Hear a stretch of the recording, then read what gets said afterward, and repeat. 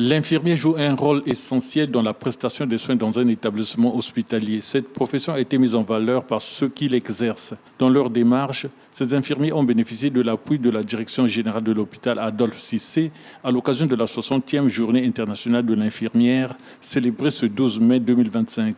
Journée qui rend hommage aux infirmiers. À l'hôpital général Adolphe Cissé, nous avons jeté le dévolu sur le sous-thème Infirmiers en bonne santé, amélioration du système de santé.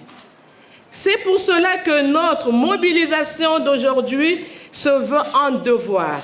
Le choix de ce sous-thème est pour soutenir les infirmiers dans le travail quotidien et faire face à leur bien-être dans lequel les populations de Pointe-Noire et ses environs entretiennent des rapports séculaires et très manifestes.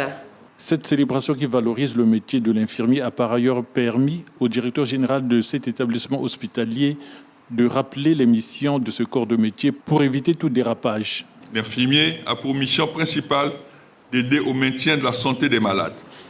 Il doit notamment administrer des soins et surveiller l'état des patients, ce qui lui confère une responsabilité majeure dans la prise en charge du patient.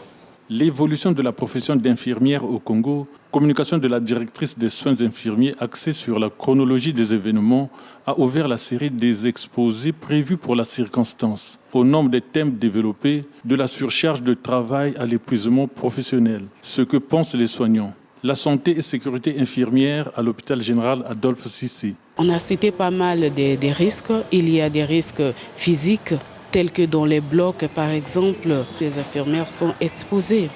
Nous avons parlé des risques ergonomiques.